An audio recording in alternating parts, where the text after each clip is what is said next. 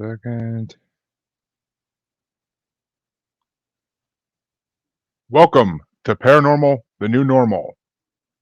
My guest this week, well, I'm very excited to have because he is a man of many coats and we're going to try them all on. So, my guest this week is Immanuel Kingman, who is a psychic seer, a devotee of Christ, and an energy worker. And that is a bundle I have not seen together yet. So, I'm excited to hear how this all works. Emmanuel, how you doing tonight? I am doing well, thank you. So psychic seers, that maybe I'm not a seer. I don't necessarily, there's people who have the ability to see. If you've ever heard of Micah Turnbow, he is somebody who sees the spirit world, whereas I get images within my mind, but there's more to how I perceive things psychically speaking than it is that I'm seeing things with my physical eyes. All right. I mean, well, getting visions in your head is still a way of seeing things. It's just True. I just want to set this tone for everybody out there because everyone, you say certain words and people, whatever their definition is what they're thinking is happening. So I just want to kind of let everybody know that that's what kind of how that is. well, we definitely appreciate you clearing that up just for trans transparency's sake. Hmm. So why don't we start with what led you down this road to become a devotee of Christ, psychic, I'll say, I won't put the seer in there, and to be an energy healer, which is I'm gonna ask more about that later, trust me. Yeah, well, I stopped doing the energy work that I used to do, but I used to have my own practice where I would help people with different things, but I stopped doing that. But okay, so to answer your question, how did it happen? I was in prison 7 years ago. I was a drug addict. I was 280 pounds. I There was a lot of things that were wrong with me. So going through prison, learned how to cope without using drugs. There was, a great deal of things that I learned on my journey. Then it was about 2019. So yeah, 7 years ago is when I was in prison. But then 2019, I started working out. I started improving myself in all these different ways. 2019, I started meditating, and that was like all of this. I was a very angry individual. I was depressed, anxiety, OCD, a lot of different uh, mental issues, if you will, mental health issues. And I learned how to meditate. And at first, it was like I was just such a low density person that just like 1 minute of deep breathing, I would pass out, like fall asleep because it was like so calming and relieving to me. So that trickled in for a little while. I started out doing it like once a month, then it'd be like once every 2 weeks, then once a week. And slowly I started doing it every day, but I would still fall asleep. And about like 15 minutes in, I'd fall asleep. And then one time I stayed up through, like, there was this barrier that I was about to fall asleep, but I kept myself awake. It was around like the 20-minute mark, maybe like the 22-minute mark. And once I broke through that, then I never fell asleep again. Then I started typing or tapping into the psychic realm, the unseen realm.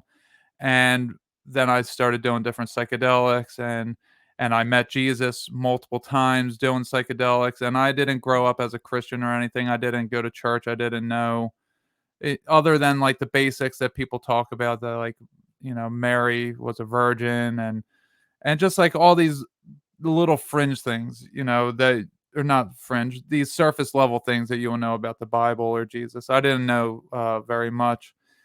And then so then I moved to Georgia. This was in 2020. I moved to Georgia because of all the COVID nonsense. I was living in Philly at the time, or just outside. And I moved to Georgia, and I do a psychedelic trip down here. We did psilocybin mushrooms, and Okay. I was a trip setter for these two other people who were doing it for the first time in this context, spiritually trying to connect with something greater than themselves. And when I did that, I saw the seven-headed, ten-horned beast of Revelation, which I didn't know was in the Bible at the time. and I encountered it, and it's still very vivid in my mind to this day. But it was like I saw this thing, and instantly I knew it was biblical. Even though I didn't actually know the Bible, I didn't know what was in it. I just knew this was biblical. And then in the coming days, I found out that that's what John encountered in the Gospel of John, in the book of Revelation. I'm not sorry, not the Gospel of John, but the same author of the book of Revelation. That's what he saw. And I encountered that, and it was like, wow, this is crazy. Then uh, a few months later, I have this injury that occurs to me. And throughout this whole time, I was listening to Christian music because so I just want to back it up. When I was doing my psychedelic trips, I was listening to, at the end of 2019, I was listening to Travis Scott.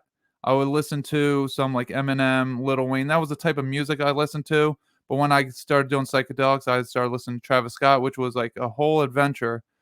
But then Kanye came out with Jesus is King, that album, and I listened to that. Then this final psychedelic trip that I did in PA in 2020, I was listening to Travis Scott, and I turned on so I would always start with Kanye and do that whole album to like spiritually protect myself, Jesus is King, to try to lighten the mood. I did that, and then I turn on Travis Scott to then, go into party mode. And I saw that he wasn't he was his own entity, that he wasn't of Earth, he wasn't of humanity. It was very strange, but it scared me to, to stop listening to that immediately. So it was what I saw was the left side of my face. I saw a black box, and the right side of my face there was a blue box, and it was like, choose your own path. Which path do you want to choose? So I chose the blue one, which then meant I put back on Jesus is King in order to, help me get that away from me, whatever it was that happened. And then right then and there, I stopped listening to all the gangster rap I was listening to, and I started only listening to Christian music. But I wasn't a practicing Christian. I was just like, I know frequency and energy and vibration and all that, and for whatever reason, this music seems to help keep the bad stuff away.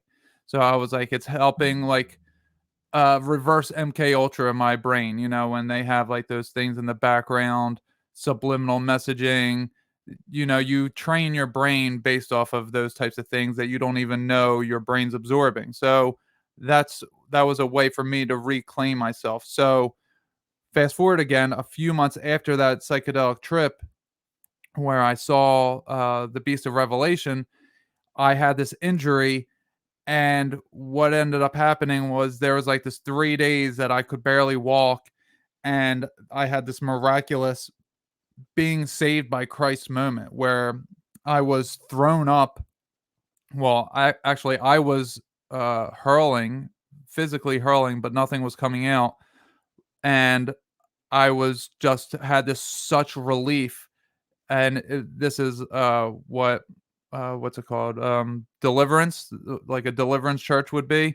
Like I threw up demons, but I had images going on in my mind that it was actually a demon, not a demon, a serpent, a dragon had spit me out because I was getting so close to Christ that it could no longer handle it. So me throwing up was I was seeing it throwing me up. So it was like I was in the belly of the beast, and it threw me up because I got too close to Jesus. And then from there, then I started my podcast, and I was doing energy work because I was just able to manipulate the energy around me through meditation. I could pop the lights in my bedroom. I didn't mean to, but I did. I broke tree branches, not meaning to. There was all sorts of different psychic interactions I was having with the secret space program type of stuff that I was an abductee as a teenager. I've figured out since there's a lot of different things that go into it, but I was being messed with on a grand scale. Not necessarily that I'm someone important, but this happens to many people all over. They just don't know about it. And then things get kind of very confusing for people because they keep them in these different communities of either conspiracy or aliens or new age stuff or all different types of psychedelic stuff there's like all these different little communities that I ended up visiting throughout all my stuff, through my experience. And then I've realized that is the one who leads all of it. That if you get out of each one of these little boxes, you'll see that there's connections amongst all of them. And that's what the Bible is trying to save us from, and it's trying to tell us not to mess with technology, not to mess with psychedelics, because there's these unseen spirits that we encounter. And there's just a lot of different realms. But again, the paranormal stuff, ghosts, all sorts of stuff really you can get boxed into each one thing and think that it's not connected to the others, like Bigfoot as well, but it is all connected, and it's all explained biblically, and it's all in our human history. It's just everything has been flipped and perverted so that we don't know our true timeline of where we are and what has gone on before us, and we assume that humans that lived in biblical times were just like us, and they weren't. And they assume that there were no hybrids, and that these Egyptian gods, dog heads and uh and human bodies, things of that nature, that they were just these things, sculptures that were made. But no, they were actual beings there. So there's a lot of things that I said there. I'll let you hop in and take it where you want. Yeah, you aren't kidding. That's a lot of things right there, and I just Yeah. have questions popping up left and right the whole time you're talking. Yeah, sorry So, about that. I tend no, to no. go on little spiels sometimes. So, no, I mean, I totally get that, and it's fine. But so let me, so many jumping off points. I don't even know where to begin. But, um, well, let me ask you this, because I've known plenty of people that have done psychedelics.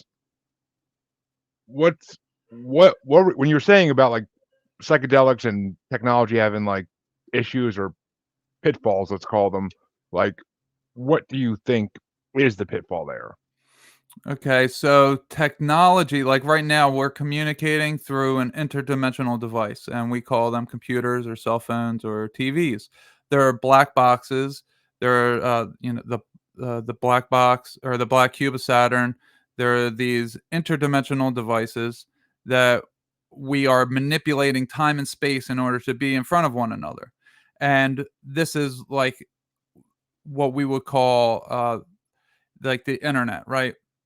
But Yeah. it's also like what we think of outer space. Outer space isn't necessarily a real thing. There's no vacuum. It's actually a liquid outside of the bubble that we are in. And so when you do psychedelics, you go to hyperspace. Hyperspace and outer space are the same thing.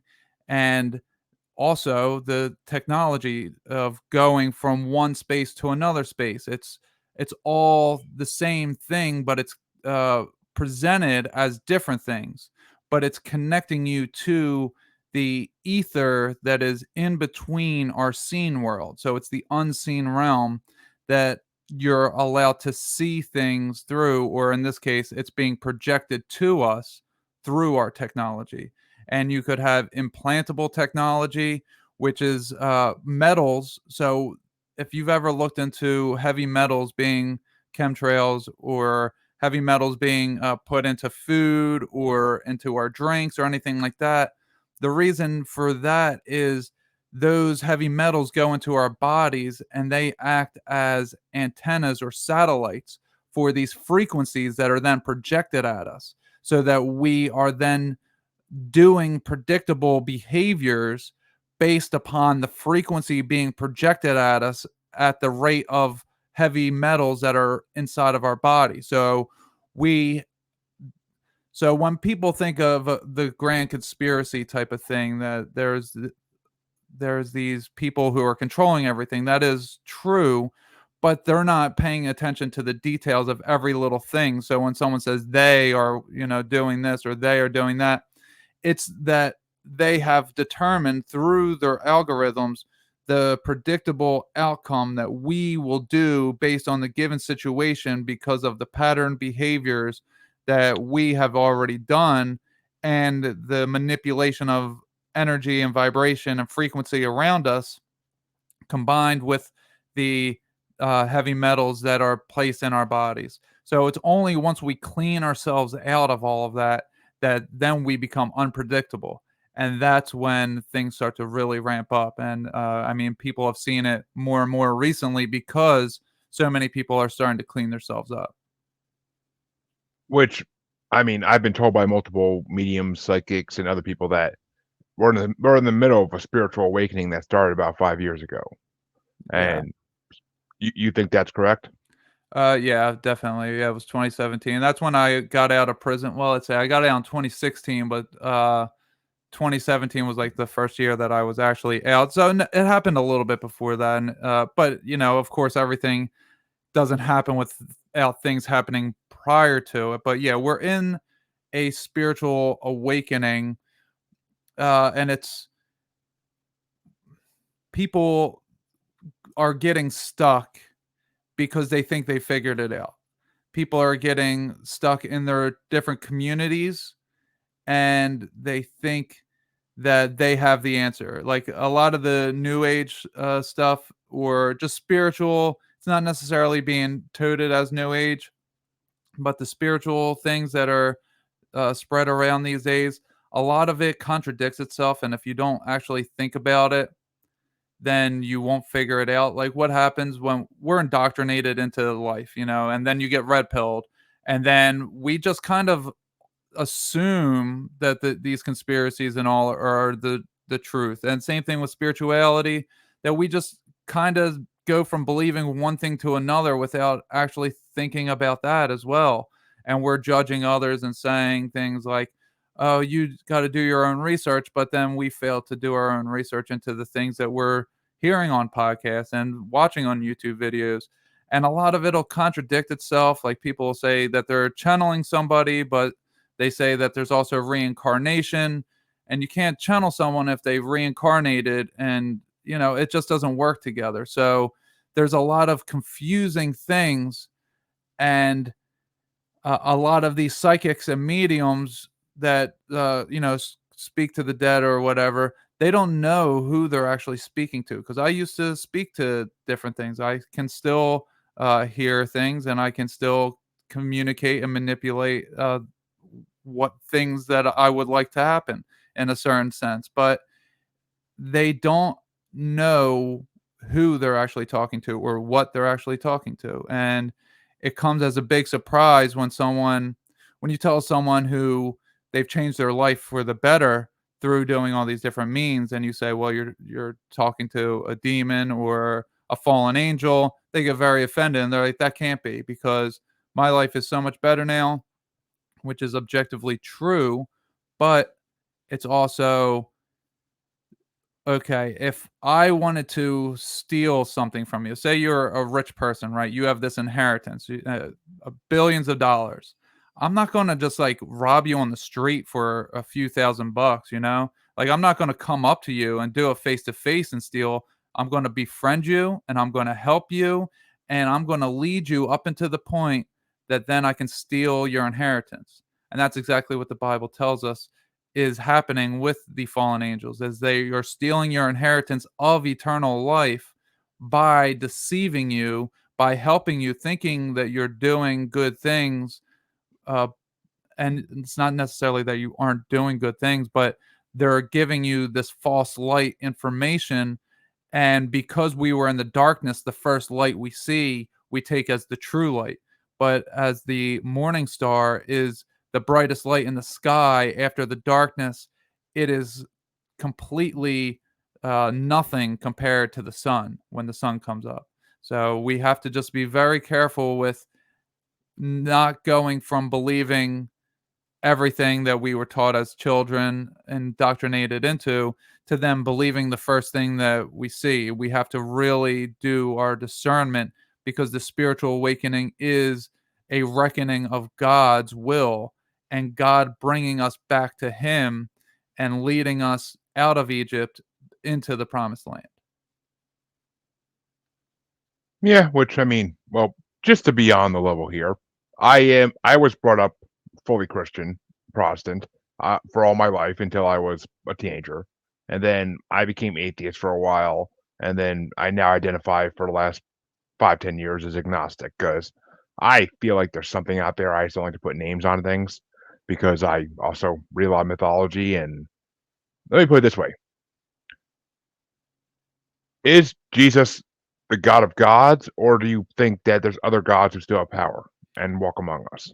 Okay, so and the Christian church, I do want to say that the Christian church has done a lot of wrong things, and that's a real big way of deceiving people. There's a lot of people are deceived by the church, and they use that just as they use anything else. Uh, so Jesus is the God. He's the creator of everything. Everything was made through him, and there are powers and principalities that were put in place, which are we would call angels, and they reside above us. So you think, if earth is here, then there's another realm on top of us that we would call the heavens, one of the levels of the heavens, and they are in power. They're in charge over certain areas, and the Bible actually says that there's 72 of them, and some of these fell. They're called the fallen angels. They started accepting worship, and they started to interact with humans. And so when we get into the Nephilim, are you familiar with the term Nephilim? And okay. Yeah, I mean, I've read enough mythology and I've seen the Thor movies, so Yeah, okay, so this is where we get into a lot of people think that the fallen angels physically had sex with humans. And I've been having revelation lately that that's just not the truth. That what is actually happening is what God did when he became Jesus. So what they say of the story of Jesus is the Holy Spirit went into a woman and then he was born a man, right? So when the Bible says that these sons of God came into the daughters of men, it never says that they had sex. It's they were spirits who then entered these women and then they were born men. So Zeus, the father, enters the woman and is then born Hercules. He's half man, half God, and he walked among everybody. And it's not just Hercules. There's plenty of them all over the place, like you said with the mythology. This was these same gods entering these different women at different points and becoming men at different times. So when you get to like Horus and Hercules, like, yeah, there's maybe some similarities with Jesus, but that was because they were trying to do what they knew God was going to do. And they wanted worship just like God was supposed to receive the worship. And ultimately, Zeus is Lucifer. That they just wanted that worship. So they did what they knew God was going to do, which was go into a woman and be born a man. And Jesus is the humble God that we are supposed to be like, but he died for us to know God within ourselves, because all of creation at a time before the fallen angels, they were just physical creatures. They didn't have God within them. They were just physical, biological mannequins. They were empty vessels that when they died, that was it. And there was nothing for them. There was no heaven and there was no hell. They just died and that was it. And then these spirits started entering these women to be born as men. And when that happened, then these hybrid beings that had spirit within them were born, and they could do things that the other creations couldn't. And then they would reproduce with other uh, humans, and they would have other children who could do things that the others couldn't. So these are the Nephilim and things of that nature. So then eventually there comes a point where there's so many of them that God wipes them from the earth, that he has this flood to kill all of them because they were spirits that were born of a rebellious nature. They rebelled against what they were supposed to be doing. They deceived women into or I'm not exactly sure how, whether it was a man was having sex with his wife and they entered in her that way, or how it actually happens. But this is like possession. This is all sorts of different things that we have happen to us today. Spirits very easily come right in between us and are attitudes change on the drop of a dime because things are just frequency, and they enter us if we're not filled with a clear minded spirit.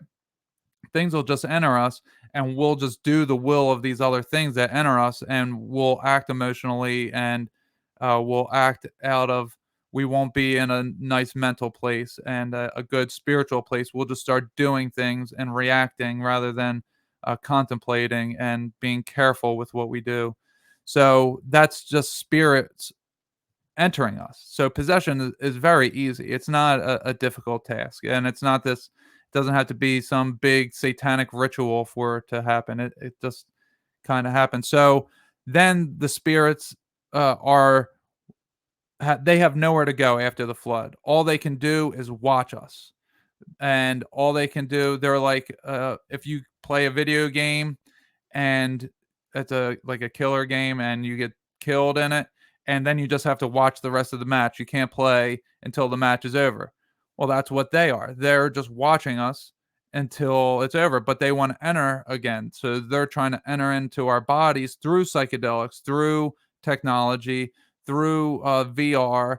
They want to switch places with us. They want us to think that what's out there, outer space or hyperspace or psychedelic space, all of that stuff, that's where we want to go. They trick us into thinking that's where we want to go, but that's not where we want to go. They just want us out of our bodies so that they can then enter our bodies, because we can do things like remote view, and we can send our consciousness somewhere else. But when we do that, then we're leaving our body empty, and then we will have no place to go because it could be entered by something else. So I know I probably got off topic of what your question was there, but yes, Jesus is the God of gods, and the other little g gods, they are his children that were angels that rebelled against what they were created for, which Enoch called them the Watchers, because they were just meant to watch humanity and not interact with us. Yeah, which I mean, which to go back to what you were saying in the beginning of that, I mean, if we, as we all know, or anybody who knows mythology knows, Zeus entered plenty of women, but I mean, he was a serial rapist for God's sake. Mm. But the stories prove this. So yeah, I mean, I've met a lot of other people who think the same thing. They think that like all these other gods did exist, but they weren't like true gods. They were just bad gods, like They were basically. And angels. well, I mean, as we know, when Lucifer fell, he took a lot of angels with him. So Yep. 100%, he took a lot of angels with him. So actually, I've just been listening to lately, Paradise Lost. And have you read Paradise Lost or heard like a version of it? And that is the Memphis 3, right? It's a story that was written in the, I want to say 1600s, 1700s Okay. Well, yeah, Paradise by Lost is also about the West Memphis 3, so that's interesting. yeah, Paradise Lost is basically the story of Lucifer from Lucifer's side. No, I'm not familiar with that, so I'll have to check that out. Yeah, it's a very interesting story. I mean, it's what Frankenstein was based on too, but Hmm. it's a very interesting story. It's kind of like I always use this example on my show, but it's kind of like the Three Little Pigs like version where like it's from the wolf side. Like it's Hmm. kind of like similar to that, to a storytelling type of style, but it's interesting. I mean, because when you see things from his side, it doesn't sound like he's a bad guy. It just makes him sound like he wants something different and God wasn't going for it. But Yeah. basically. Yeah, well, it's interesting. So when, like, these in the beginning, I said I get images in my mind at times. So what I've been recently seeing is like a DNA strand. You're familiar with how a DNA strand looks like they're crossing and then they go apart, come together, and all that. So Yeah, the helix, yeah. right. So what I've been seeing lately is like there's a big circle of the double helix, and it connects to itself. It's just a circle, and this was that all these angels were the DNA of God, these little strands, each little section is its own entity. And that some of these entities, the sum total is God. And when they started breaking off, they were the sons of God. So some of them broke off and they started to do their own thing. So God, they couldn't see God because that God is the sum total of them all.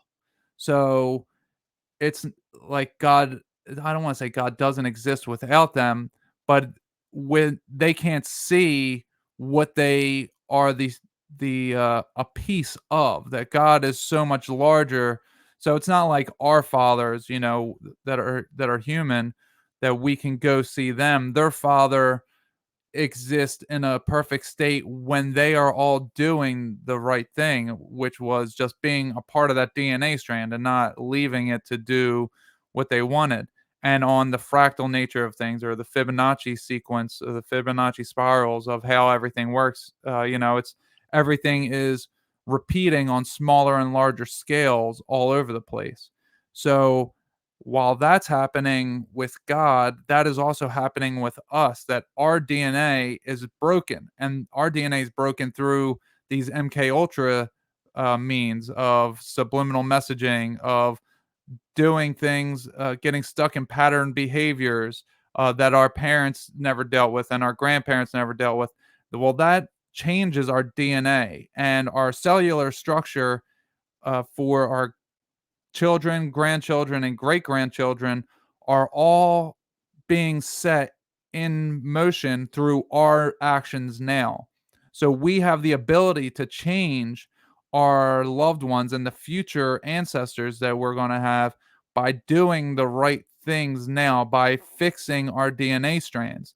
So when we have broken DNA strands, what happens is things can then enter in those DNA strands, and they're evil pattern behaviors that we develop, and will be born with these evil ways because those who came before us, instead of overcoming what was wrong with them, they chose to just give into these emotional or mental unstable ways that they were doing. So they never conquered it, they never overcame it. And this is, again, this is biblical. This is called epigenetics in science, which has proven this as well. And this is just, everything is happening because our DNA fractured originally, which on the grand scale of things, God is the sum total.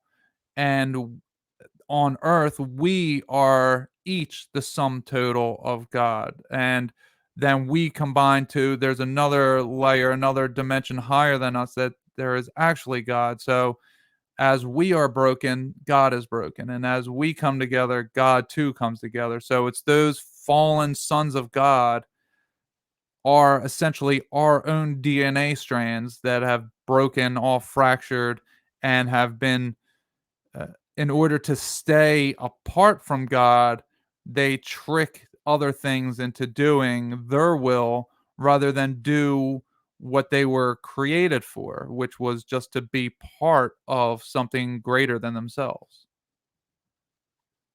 All right. So I'm kind of stuck on something you said though before about like how outer space isn't really outer space, like as we think of it. So my first question for that is, we've been to space, so wouldn't we know what it is, or are we We've seeing an never been illusion? there. Oh, you're one of those. Oh yeah, yeah. We've never been to which space. which I mean, I fully believe we didn't land on the moon in '69 or whenever it was supposed to be, but I totally believe we didn't go to the moon. I do believe that we had to have been to space since then. I mean, we've had to have. Some country has had to have been We there. can't. You can't. It's a firmament. You can't leave this place. So I've gone through this when I go to sleep, and anyone can do this.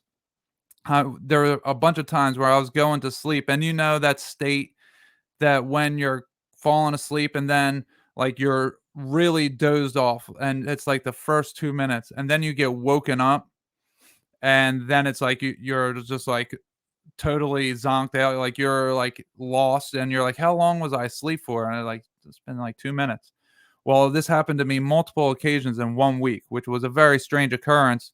That type of thing doesn't happen to me typically, but it happened to me like 3 times in 1 week. And each time when I woke up, what I saw was I was going through this energetic firmament. You ever see the Epcot Center in Disney? Yeah. Okay, and you see how like the outside has those different the different patterns on the dome. Well, that's a representation of the firmament. That is exactly what I saw was this energetic field that I was going through.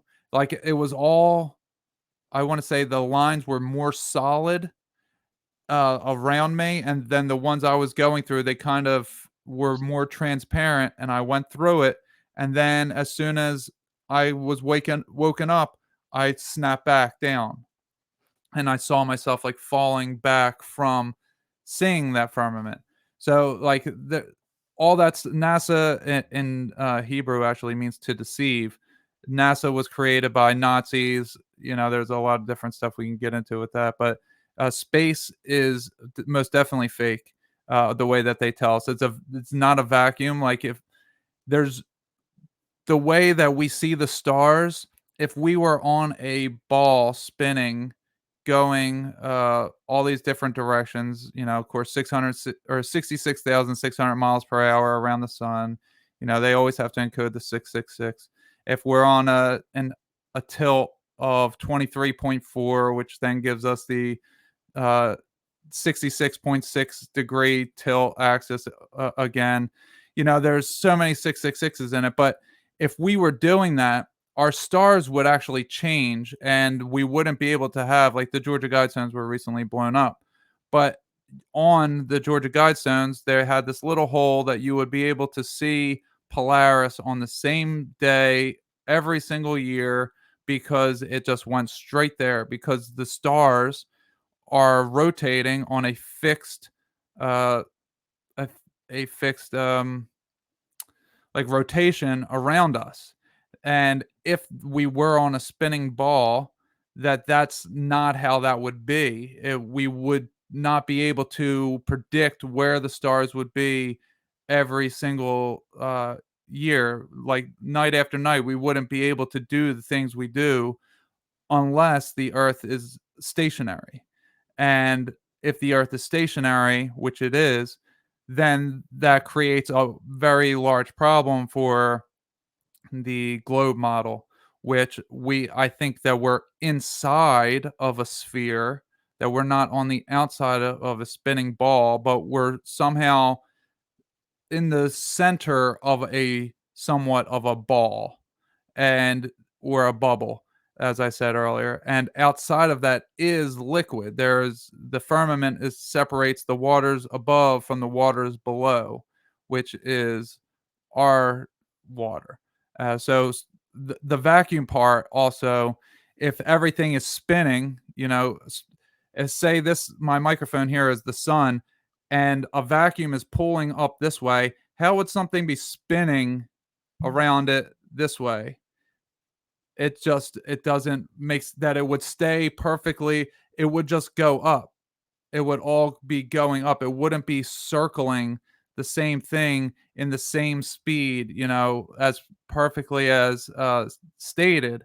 And there's just a lot of problems with space, like and there's other things like the bodies, the heavenly bodies of these planets.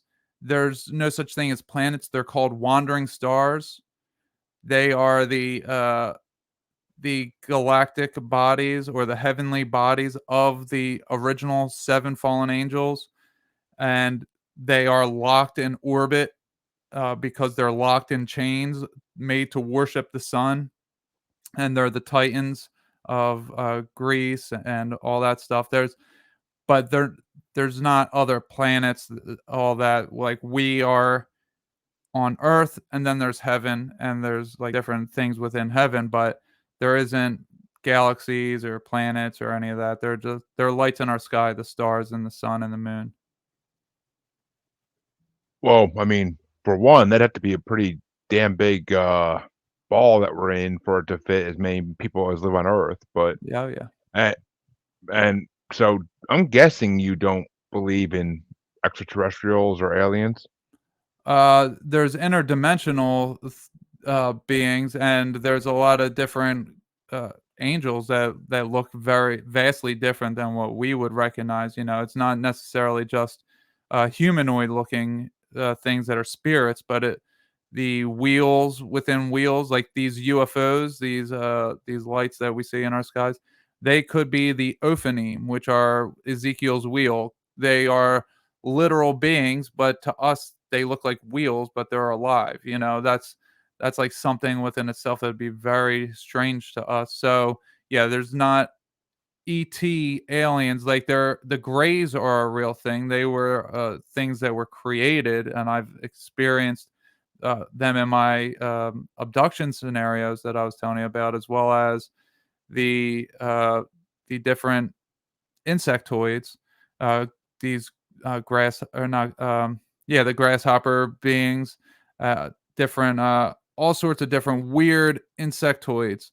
They do exist, but they were created by the fallen angels as well. Interesting.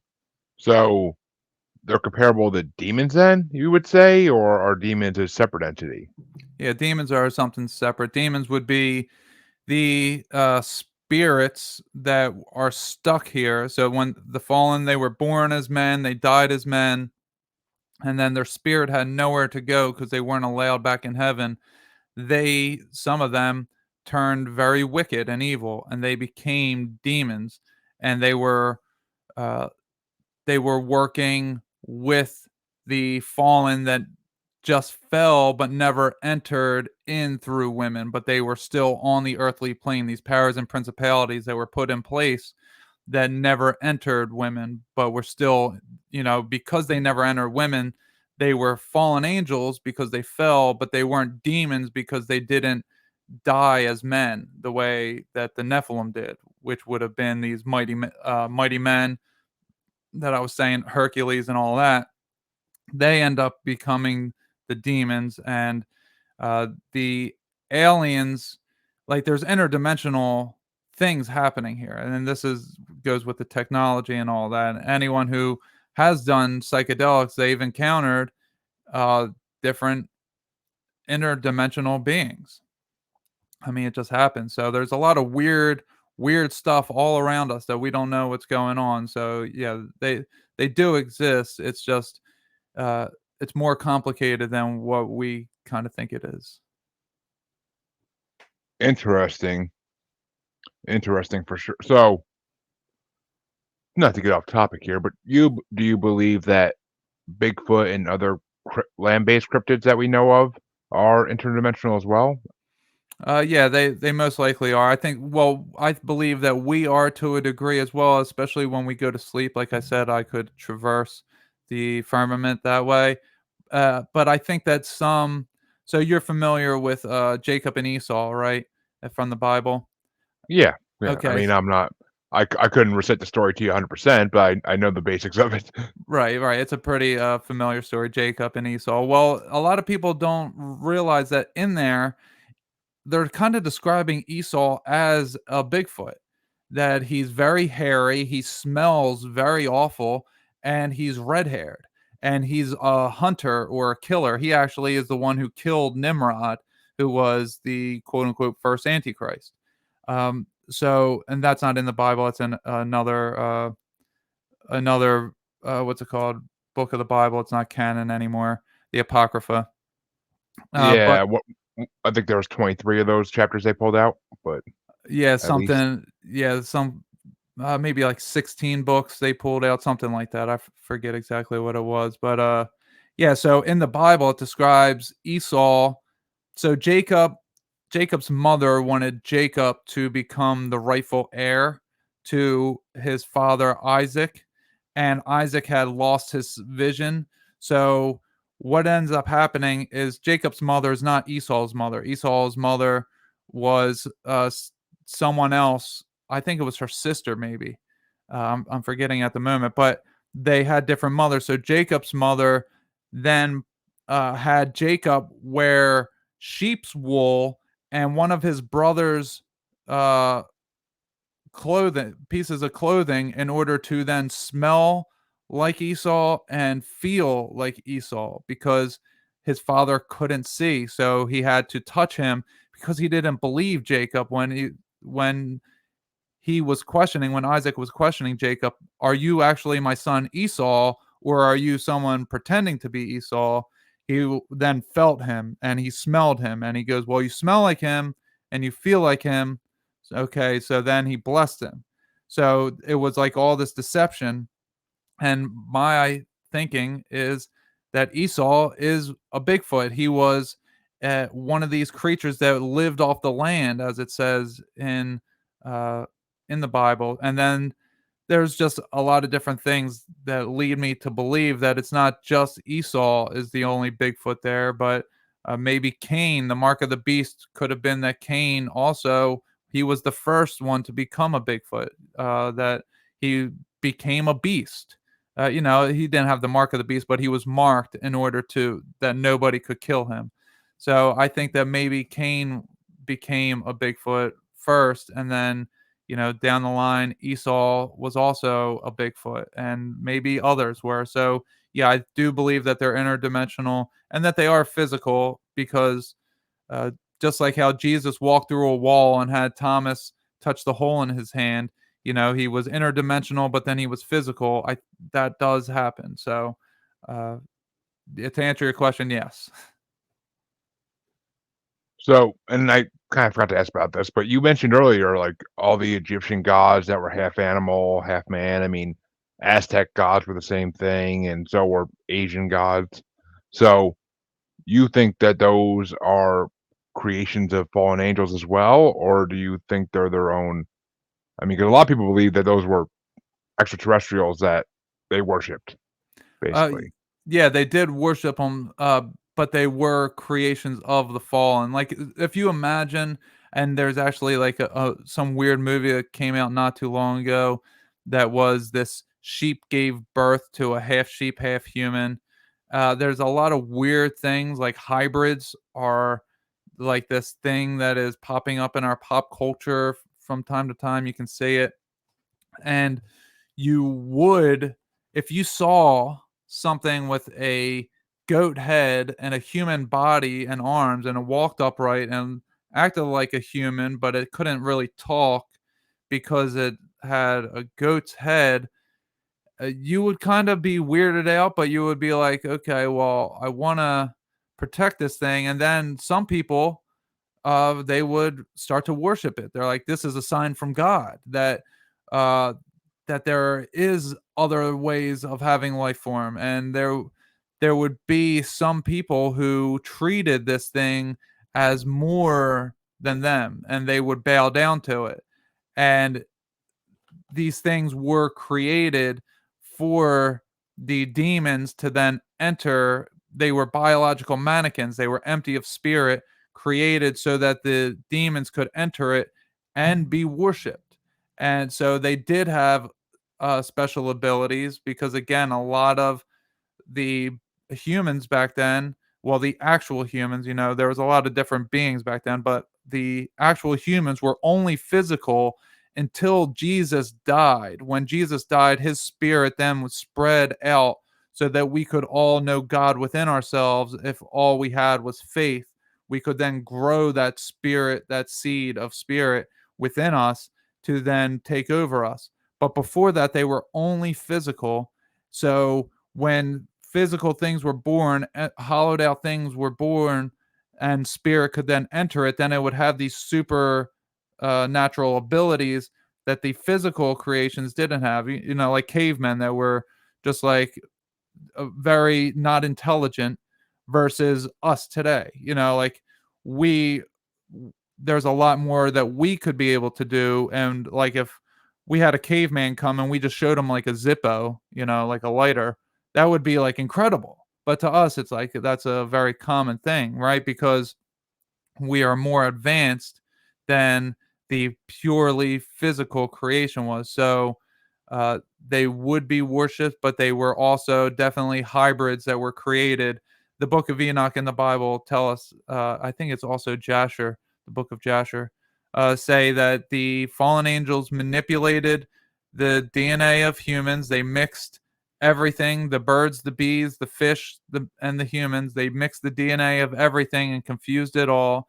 and that's where you get these remnants of everything in Aztecs, Mayans, Egyptians, and I'm sure many other places that we're not even talking about right now, the Celtic and so on and so forth. Well, it's interesting you actually said like a goat man, because I mean that right there is satyrs from Greece mythology, and that's also there is a cryptid called the Poplic monster, which is a goat man. I think it's in Poplic, Virginia. I want to say I could be wrong about that. It's Yeah, but so I mean there's plenty of different goat man sightings nowadays Baphomet as too. cryptids. That too, yes. I mean, and so there's a race of cryptids out there. I don't know if you heard of them called dogmen, Hmm. and there are supposed to be sightings all over the United States. Yeah. So you think that race just got out of control when they started mixing everything, and that they just grew and grew and grew? Well, if you know Anubis from the Egyptian, Yeah, is he's the quote unquote god of the underworld. And these dogmen are very violent, right? That's what they're alleged to be, very intimidating. And also, I forget its name, but in the Mayan mythology, there's also a dog-headed being that is the yeah. god of the underworld. It's Quetzalcoatl's brother. I forget his name at the moment. But yeah, they so I don't really know why they would be the way that, like, why they are so rabid. But there is also the story of Saint Christopher. Are you familiar with Saint Christopher? I believe so. I know it's like werewolf-like in oriented kind of, but I Yeah. off the top of my head, I can't think of it this second, but I have heard it before. Okay, so Saint Christopher, he's depicted with a dog head in a lot of Yeah. different areas. So he was someone he that there's also so there's two different stories, but they're actually the same story, but one just includes the dog head and one doesn't. That he was a giant with a dog head, and he was going around. He was like worshiping the person of this town that he was first at, and he was like the guard of this person, and he would attack anybody. Well, then this person was then afraid of the devil, so then he started working for the devil, and he was the guarding the devil. Well, then the devil one day walks past the sign of the cross, and he starts to like hiss at it and make different noises. So then Saint Christopher sees that this man, the devil, is afraid of the sign of the cross. So he starts to talk to people and ask, "Who's the sign of the cross?" And they say Christ. And so he says, "Okay, I'm going to now worship Christ because Christ is the most dominant." So each time he's like, "I'm going to worship the most dominant person, whoever is the most feared, that's who I shall protect." So then he asked, "How can I worship Christ since he's not here anymore?" And this priest tells him, "Well, you can try doing all these different things." So he tries doing them, and he's not very good at them because he's a big, burly, dog headed thing that scares people away. So then uh, the priest says, "Well, why don't you help people cross that river on your back? Just, you go in the river and let them cross on your back. That's how you can serve God." So then he goes and he starts doing it. And one day, this child comes up and hops on his back, and the dog headed St. Christopher, he starts to drown in the water. And he's like, "It feels like the weight of the world is on my shoulders." And it's just a small child, 4 or 5 years old. And he's saying, What do you have that is making me drown?" So he finally gets to the other side, and then the child turns and it's Christ, and he baptized him, and he loses his dog head, and now he has the appearance of a full man. And because he was serving the Lord, he was then able to come back to be a saint because he was doing the Lord's will. So that is, he went from being a dog man to just a man, and was baptized by Christ through the weight of the world literally being crossed over the river. Which, yeah, now that you said that, that story is 100% familiar, 100% in my head now. I do remember it 100%. But so, all right. Which for those who, well, no one else is going to know this except me and Manuel. But I found a manual on a site called Podmatch, and they give you questions that the person doesn't mind answering. And I've been eyeing this one for a couple days now, and I'm dying to ask it because I want to hear the answer so freaking bad. 9 dimensions of creation. This I'm dying to hear because I can't picture it even, so I'm dying to like hear it explained. Okay. Just as a pre-notion, when I did put that, that was when one of those psychic things that were coming to me, I was kind of studying that area, and it was this whole picture that was painted for me, and I was able to upkeep on it. So I'm going to do my best to explain how everything is. So we start as one, right? We start as like the circle as God, and then God had a split, and then it was two. And so the way that creation started from a single point, then split into two, we go from one singular dimension of everything to then two dimensions of that are polar opposites of each other. You know, in order to have two to split from one to two, it had to become opposites.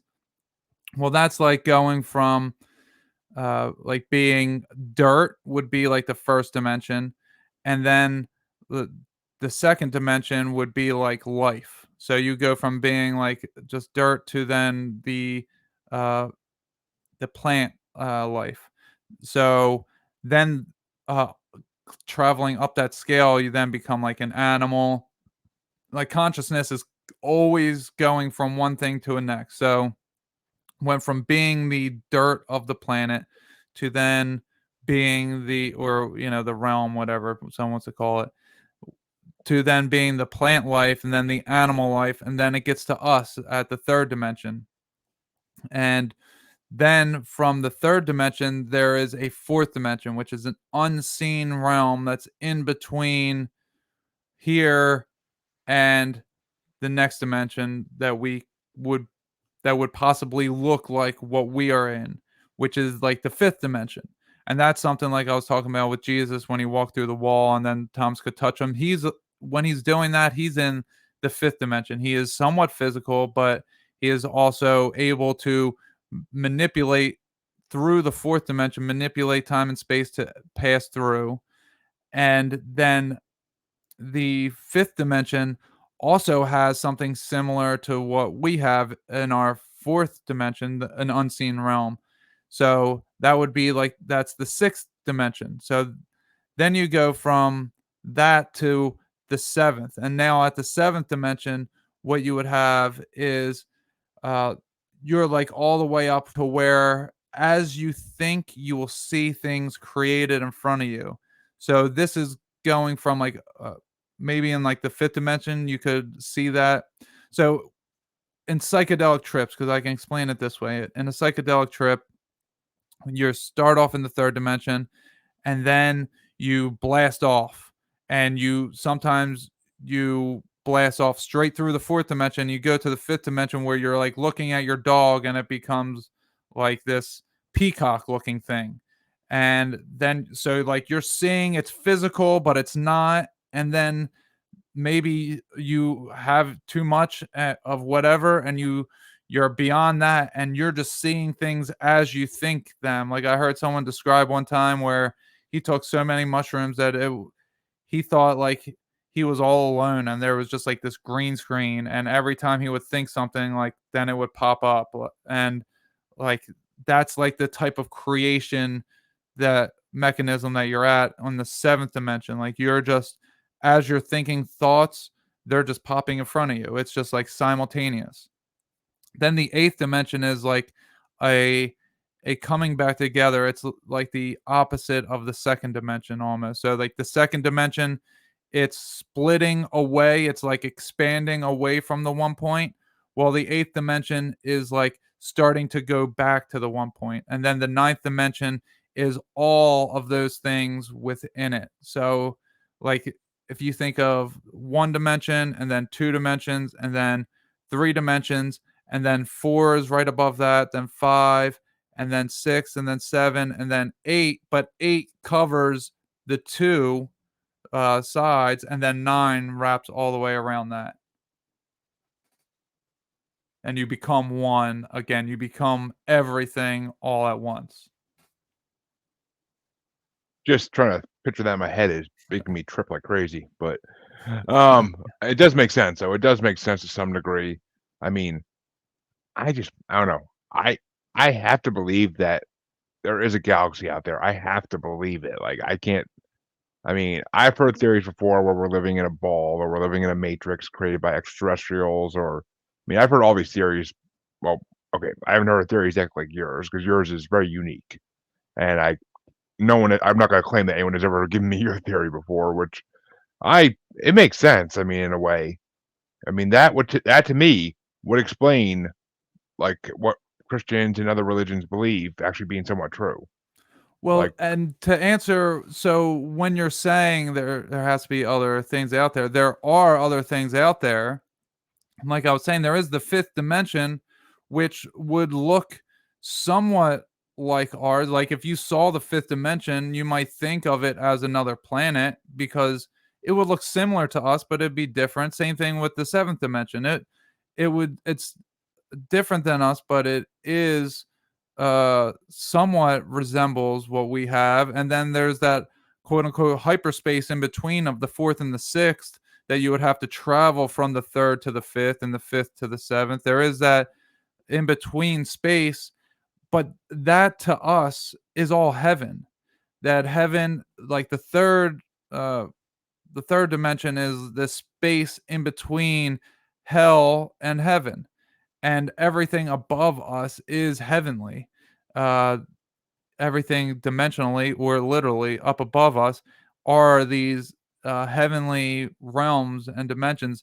Have you ever seen this experiment where someone will take four different density liquids and put them in one glass?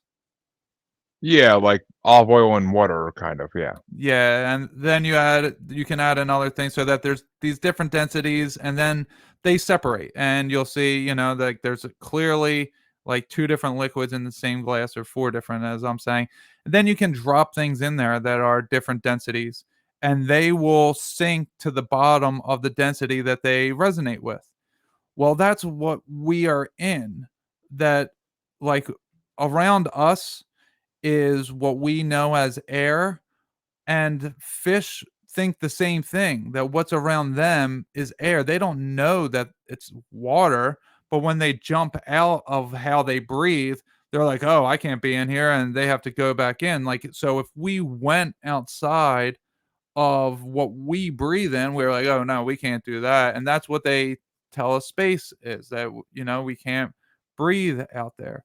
So, like, the gravity doesn't exist either. We just fall to the bottom of the density that we resonate with, that we're physically vibrating at a speed that we sink to the bottom of it. And fish of the sea are the birds of the air, just on another dimensional scale. That there's always liquid.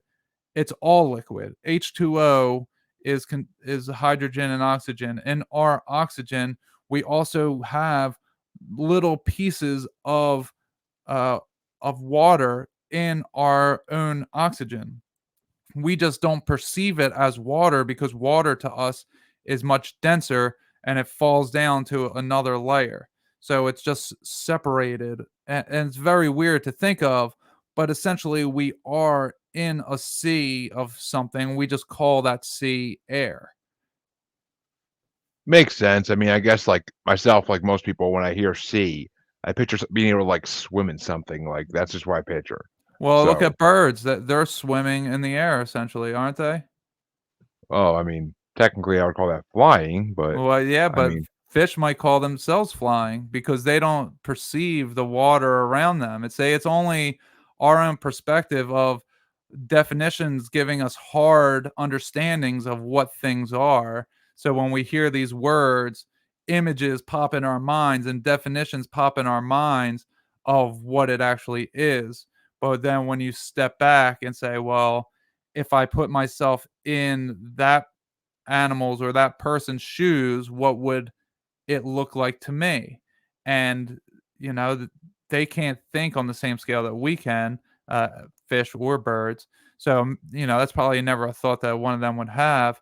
But if you just imagine yourself, like if you always lived in water and then all of a sudden you came up to the air, then you would think like that's just what you naturally do is you just go up. You're not thinking you're in water or that there's a place to be without water until you start to go to a place that is without water. Then you're like, okay, this is a different type of atmosphere than the atmosphere I can live in. Right. I mean, well, it makes you think of this meme I've been seeing on Facebook lately, where it's like, since humans can't see air, do fish are fish able to actually see the water? Right? They can't Like, say it. I mean, to them, maybe not, maybe not. I mean, maybe to them it's just like maybe it is just like air to them. Maybe they just think it's something that they're so used to it that they don't even think about it. I mean, they are fish; they don't think that much. But Right. who know? Like Who the who knows? their gills are just like breathing in, taking in what they need, just like our noses do that all the time. Like, how does your thyroid work? How does your kidneys work? We don't know, but we are operating them. Something within us knows. We just don't think of it in that magnitude. Like, we, there's there's microwaves all around us. There's Wi-Fi radiation. There's oxygen. There's wind. There's all these different things that are in our atmosphere all around us that we can't see with our physical eyes, but we know it's there. We're swimming in a sea of frequency, and these different technologies that are introduced really do things to us on a physical, biological level. And we just don't perceive it because we don't physically see it with our eyes. We're only trained to use our five senses. So we don't understand them, and when we don't see it around us, we're like, "Oh, that's different than what they have around them." But like you said with the meme, they don't see water and we don't see air. Yeah, which I mean, you're 100% with what you're saying about like human bodies and the organs and how we don't know how it works because we don't pay attention to them until they start to fail us. Then we start paying Mhm. attention to them. So, 100%. all right. I got one more question, then I think that'll wrap it up for me, unless you have more to add. But let me ask this question first, and then we'll see where it goes. You were talking about revelations earlier. When do you think the apocalypse is happening? Because I've heard many people say that it's on its way here. Okay, that is a good question. So I have an 8-part series on my YouTube channel as well as my podcast that is called Christ Millennial Kingdom. And if anyone's familiar with the Bible, that they'll know that there's a time in there in Revelation that says there's going to be Christ's millennial reign, 1,000 years long, where it's a peace and all that. Well, that has already happened. We are on the other side of that, and we're in the time now known as Satan's short season. And that well, I don't know exactly when it started. I don't know what year it actually is. There's a lot of weird stuff with our history, things being hidden. I'm not sure if you're familiar with Tartaria and the mud flood and all that.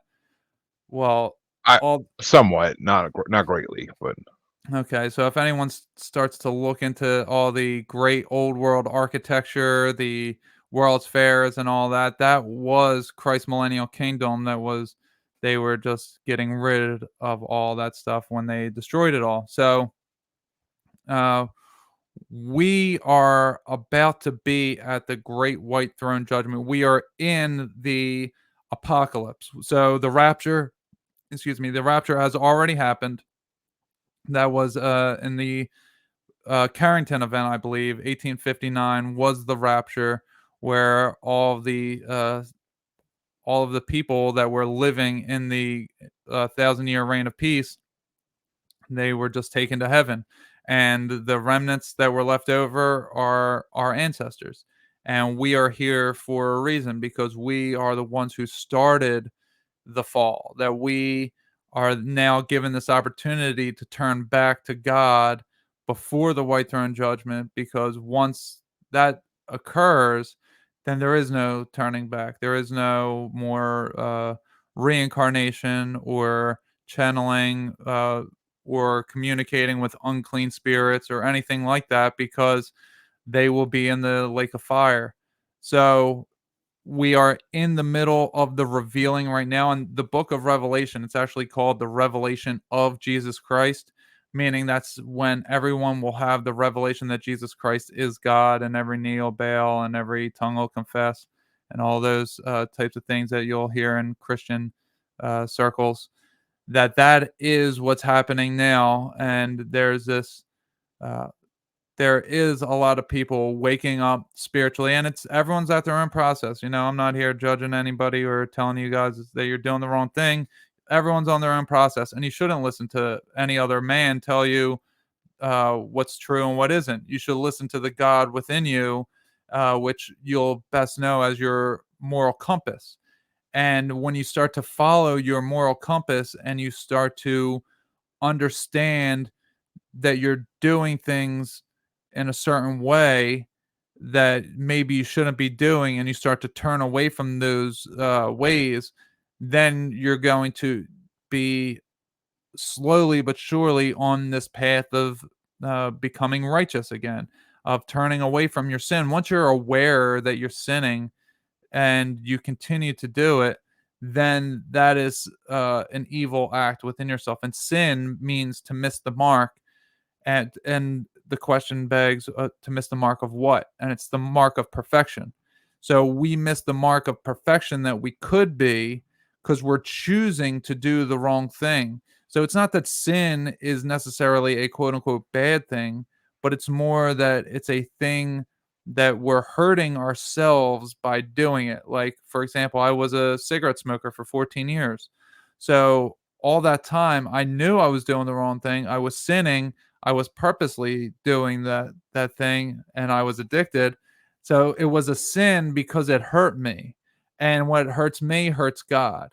So it's not necessarily, that the Christian church has really taken things uh that as they are the judges of others, that they are allowed to tell others how to live and be hypocrites and do whatever they please. And that could be further from the truth. I don't go to church. I don't need to go to a building on a certain day. God is all around me and everything, and God speaks to me when God speaks to me through all of his creation, because that's God created all of it. And wherever I am, whenever I am, he will communicate the information to me that I need communicated to me. It's only when I'm paying attention to it that I can recognize it. So when I have my eyes and mind on him, and I am looking for what he wants me to understand and know through the interactions I have with other humans on a regular basis, that's how I know God's communicating to me. Because if I'm having synchronicities of two or three things happening that are very unconnected, but it's making a connection in my mind that these things are related, that's when God's speaking to us. And he does this all the time with everything, because it's all of his creation. So uh, we are, like I was saying in the book of Revelation, we are at the end of it when the judgment is about to occur, and Christ is coming back. He's already returned in 70 AD. So everyone check out my series. It's an 8-part series. It's uh, you'll enjoy it no matter what your view is of anything. You'll enjoy that series because there's a lot of information in there that connects a lot of different things. The first 6 episodes are like 15 to 30 minutes, and then the last 2 are about 45 minutes and an hour and 15 minutes. And you're going to really enjoy it. I put a lot of work into it, and it's very eye opening to how things are connected. So, yeah, there's there's all that for you. Ooh, I might check those out because that does sound interesting. So, and just to ask this, what do you think is going to happen when the judgment occurs? Well, I think the judgment has been occurring already. Like, we could say, the virus that has been going on for the last couple of years. Like, I don't want to say necessarily that's the judgment, but that could be the first sign of judgment happening. And now, like with the thing that's happening now that's uh Monkeypox. yeah, I didn't know if I would be able to say it on the different platforms, but that it's happening through uh gay men are contracting it from other gay men through anal sex. Like all these different studies are showing that. And I'm not saying necessarily that that's judgment either, but I'm just saying that I think these things that are occurring, these floods that are also occurring like crazy all over the place this last month, that I think judgment is occurring in all of these different ways. And it's not just like one time, like lightning will strike and like the whole world will change. Maybe it could happen. I think the Carrington event was the rapture. So who am I to say that that can happen? But I think it's all these different little events are adding up to the sum total of when we reflect on it, years from now, that we'd say, "Oh, that was the judgment," and it was hitting all of these different places in all of these different ways because God reveals things in the way that He reveals them, and He doesn't just do it all at once in that way. He allows people to repent, and He might give them a second chance by offering salvation when they're in their most time of need through some event like a flood or a hurricane or something like that. Yeah, so it's not as we picture it, like where we just see like humans having to line up before a gate, and there's God there judging everybody, saying, "Hell, heaven, hell, heaven. You get stuck on earth because I don't like you. Hell, heaven, hell, heaven." Yeah, I don't think that's how it would be. I mean, maybe it could be. I don't know for sure, obviously.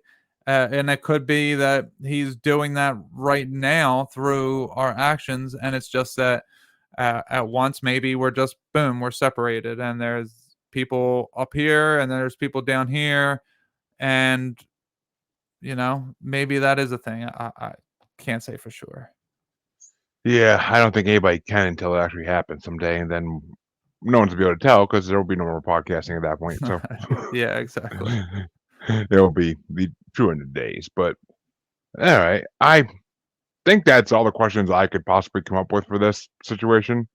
Which this has been very enlightening for me, very enlightening, and it's an interesting way of looking at things. And I definitely hope my listeners take into consideration all this and add to their.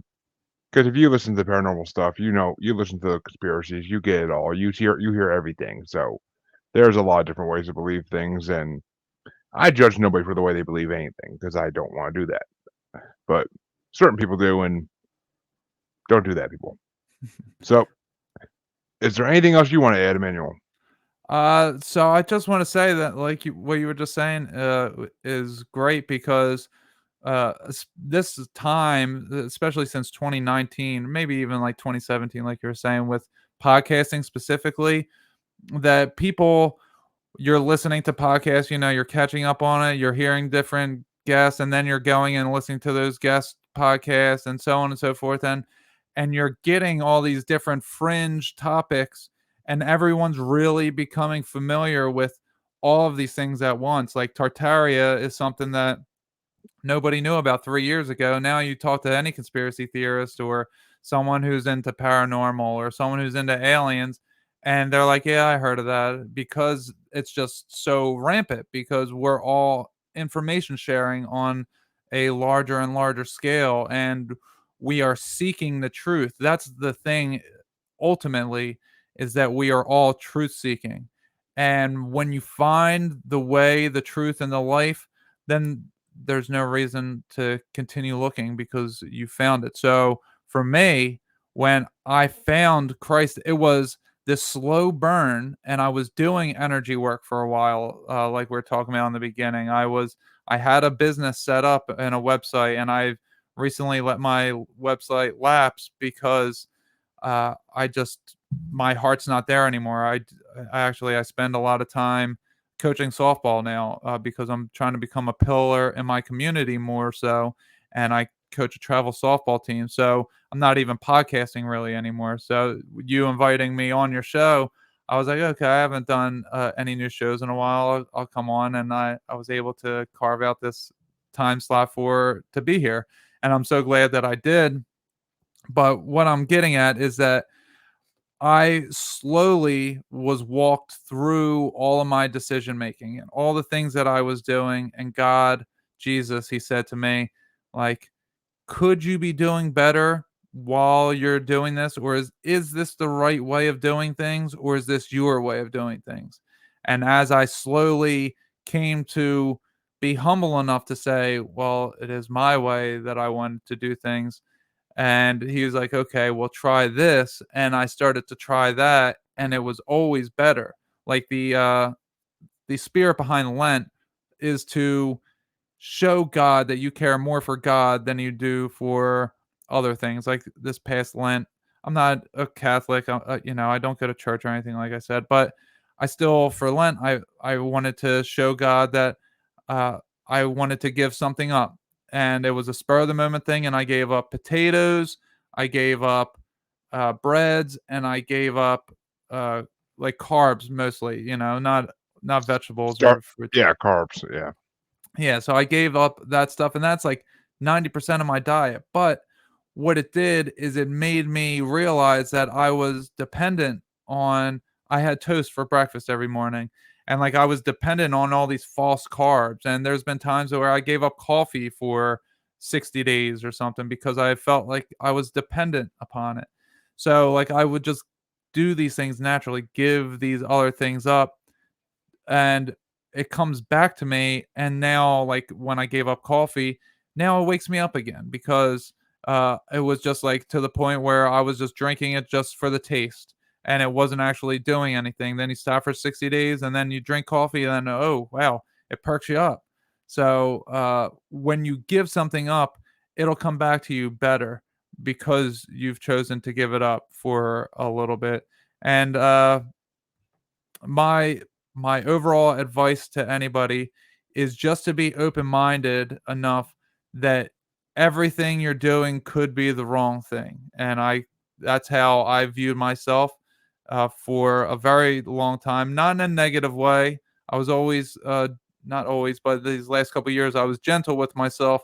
But when I would notice that I was egotistical and I would laugh or judge or think that someone was harming me by suggesting I was saying the wrong thing, and I would just reflect on my reaction. How was I reacting to that? Was I acting like a good person, or was I acting like someone who knew better?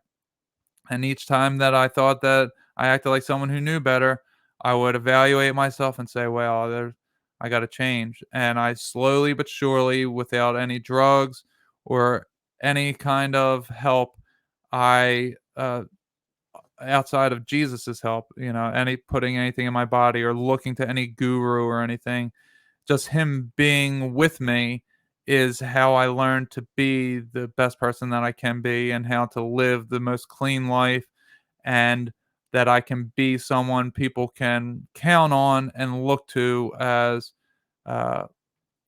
as someone who's going to have integrity, that they don't have to worry about any of the stuff that they typically worry about in their life when it comes to humans. Like when I'm around a female, she doesn't need to worry about me ogling her. When I'm around someone who has like money sitting out, they don't have to worry about me stealing it. Those types of things, just having integrity in myself is uh is the number one thing that I wanted to do ever since I was in prison. And I went to prison for stealing, for burglarizing pharmacies because I was a drug addict. And having integrity is something that really changed me, and listening to my moral compass. They're the two things. And wherever you are, whenever you are listening to this on your path, just continue to seek the truth, and when you find it, you will know it. And just hold on to that truth and let everything else go. And that's how you will end up going to the place that you are meant to go to. I like that. That's some good advice right there. I mean, well, I can't say I'm not going to ogle a woman anymore because I mean I'm only a man, but Oh, it's but hard, believe me. It's not something that like uh that I was able to do just like that. Like, it takes time and practice of being aware of what I'm doing, of, of saying certain words and of being a certain way. It takes a keen awareness in order to get rid of those habits. They're pattern behaviors that were in place in your DNA by your fathers and forefathers, and you pattern those behaviors in yourself. And I don't just mean you; I mean everybody. This is Yeah, just how things have gone. So don't be hard on yourself about it, but be keenly aware that God within you knows all that we are doing and knows that we can do better if we just strive for it. agreed, agreed. All right. Well, I think that's gonna wrap up our episode for tonight, though. Um, where can the people find you if they want to hear your show or if they just want to find out more about you? So my podcast is on every audio platform. It's called Godcast, the Goodness Over Darkness podcast. My YouTube channel is Goodness Over Darkness, and that's where you can watch the series. You can also listen to it on any of my audio podcast, but that 8-part series is a visual that you'll want to see. I also have a 3-part series on the Book of Enoch, a breakdown on that, so you can go just check out my playlist, and they're on there. And I also have a Patreon, which is patreon.com/goodness over darkness. And you can find a little bit extra there. If you join in when I do lives, you'll be able to join me on the lives, and you'll be able to, chat and all that type of stuff. So, and I host a Bible study every Sunday, and we're finishing up the Gospels tomorrow. So that'll be the 24th Bible study, and it'll be the final part of Luke, because we started with John, then we went to Matthew and Mark, and now we're in Luke. So we're on our last 4 chapters tomorrow. I'm about to start releasing that on my audio podcast, and we've uncovered a great deal of things. So uh, just check out all that different stuff. Godcast, the Goodness Over Darkness podcast, or just Goodness Over Darkness, and you'll be able to find it wherever. Well, I highly advise my listeners to go check it out. And as always, my listeners know you could find me on the Paranormal the New Normal Facebook group, where everything I do is there, or on Twitter or the Gram as Juggalo Bastard. So, until next time, my listeners, thank you for checking in. And for those watching live, I will be back tomorrow at 8 o'clock p.m., I believe, Eastern. Until then, have a good one and